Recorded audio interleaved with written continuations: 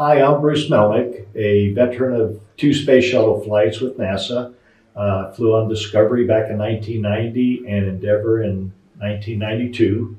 And I'm the first Coast Guard astronaut, and I'm happy to be here in the United Kingdom to talk about the Kennedy Space Center Visitor Complex and anything else anybody would like to hear about. In 1961 is when Alan Shepard and just before him, Yuri Gagarin, the first humans, flew into space. And I was in the 6th grade then, 11 years old. And I always liked airplanes before that. And I thought, wow, how cool would that be to go fly in space? And I didn't think I'd ever have the opportunity to do that. No one in my family had ever been to college. I was going to be a commercial fisherman like my dad was. But my mom encouraged me to, because I was doing really well in math and science and those engineering type courses, she said, why don't you try to go to college? And if you go to college and you don't like it, you can come back and be a fisherman, but why don't you give a shot at going to college? So I was fortunate enough to get in the U.S. Coast Guard Academy and got my college degree. And all along that time, I was thinking about the Mercury program, the Gemini program, and then the Apollo program. And we actually landed on the moon while I was still going to college. And after that, I went to flight training and got my wings, became a Coast Guard pilot, helicopter pilot. All that time thinking how great it would be to be an astronaut, but no one from the Coast Guard has ever done that before. But sure enough, in 1977, when NASA started looking for astronauts to be space shuttle astronauts, they opened the doors to anybody could apply that wanted to. And of course, you had to have the proper qualifications. So I started applying in 1977, and through 6 different application processes over 10 years, finally in the 10th year in 1987, I got selected as an astronaut. First one from the Coast Guard. Look, to be a successful candidate to become an astronaut, obviously you have to have a proper education. But NASA's not just looking for people that have a great educational background. They're looking for people who have demonstrated their ability to react under stress, their ability to think out of the box, their ability to create. And in my particular case, as I matured as a Coast Guard helicopter pilot, I flew on some missions that were very demanding and ended up being awarded 2 distinguished flying crosses for a couple of those missions.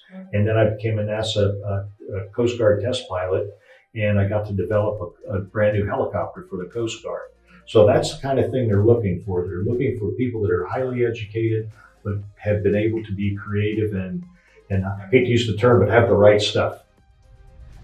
The training process, as I said, the hardest part of becoming an astronaut is getting selected in the first place. The year that after 10 years of applying, the year I got selected, there was around 5,000 qualified applicants. They interviewed 120 and selected only 15.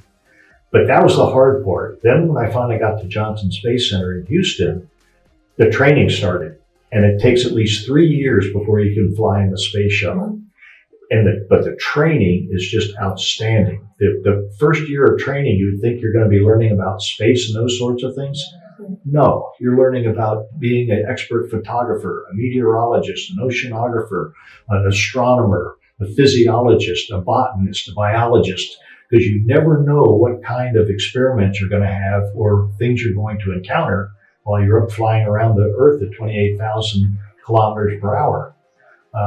The second year, we finally got to really get in depth on training for the space shuttle flight. The pilots started to learn how to fly the shuttle. Mission specialists, we started to learn how to do spacewalks, operate the arms, send out payloads. And then after those 2 basic years, if you're fortunate enough, you get assigned to a mission and you get picked and you have a crew come together.